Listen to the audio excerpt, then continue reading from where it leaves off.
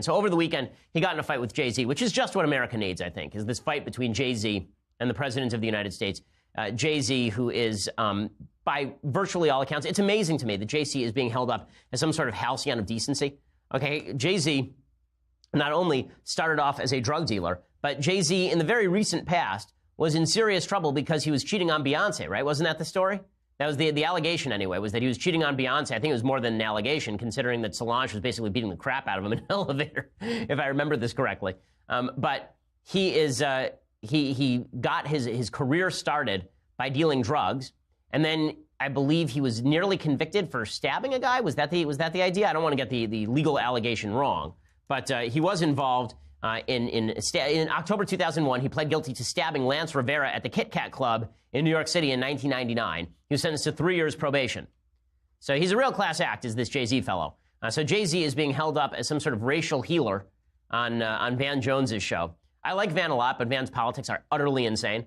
And so here's Van Jones asking Jay-Z about how the world should go. He is somebody who's now saying, look, I'm growing, I'm dropping black unemployment. Black people are doing well under my administration. Does he have a point that maybe the Democrats have been giving us good lip service but no jobs? Maybe he's going to say terrible things but put money in our pocket. Does that make him a good leader? No, because it's not about money at the end of the day. Money doesn't equate to like happiness. It doesn't. That's not missing the whole point. Okay, so he's saying that Trump's language is divisive. I actually agree that a lot of Trump's language is divisive. I've said so on the show. I ripped him after the Charlottesville protests, for example. I ripped him after the bleep hole comments. I suggested that while some of that was somewhat defensible, it's really stupid. And if the Haiti comments were right, then that was actually a serious problem. Right? I've been on the same page as Jay-Z actually on some of this stuff. But using Jay-Z as sort of the model for behavior, like who you are matters when you say this kind of stuff. So Trump, of course, fires back. And here's what he has to say about Jay-Z. He tweets this out. Somebody please inform Jay-Z that because of my policies, black unemployment has just been reported to be at the lowest rate ever recorded. Okay, so to be fair to Jay-Z, that was actually in the question from Van Jones, right? Van Jones says, Trump says that the black unemployment rate's really low. What do you say? But Trump is right that black Americans are faring well economically under the Trump administration. It does go to the idea, by the way, that not everything that is economic is the extent of the presidential impact, right? I mean, what we say actually matters. It's one of the reasons I thought that Barack Obama was extraordinarily divisive. But Van Jones responds by saying America would be better off if Trump were more like Jay-Z. And, hip-hop is usually all accusation and boasting. He comes on confessional, and then the politicians are all accusational and boasting. Donald Trump, and no confession from Donald Trump. So if you want to listen to what Jay-Z says, follow Jay-Z's model, Mr. President. He's a strong guy. He's a rich guy, but he's willing to be confessional. He's willing to grow in public. If you do the same thing, America would be a lot better off. Yeah, so Jay-Z is willing to grow in public. Now, I'm just going to show you a picture real quick of a necklace that Jay-Z is famously wore to a Nets game. Okay, that is the 5% necklace. That is an offshoot of the Nation of Islam. And they say, that does the 5%, that white people are weak and wicked and that black men hold the power of God. So there are a bunch of people who came forward and said, well, he didn't really mean all of that, right? He didn't really mean all of that stuff. What he really meant was just that, black men should be powerful. Okay, then don't wear a symbol that is associated with the Nation of Islam. Okay, so I fail to understand. Can't we have like two public figures that are not particularly great? Trump versus Jay-Z is the fight that America doesn't need but definitely deserves, I think. As we continue. So Jay-Z calls Donald Trump a racist. In an interview on CNN, Trump fires back at Jay-Z in a tweet. Here's Jay-Z.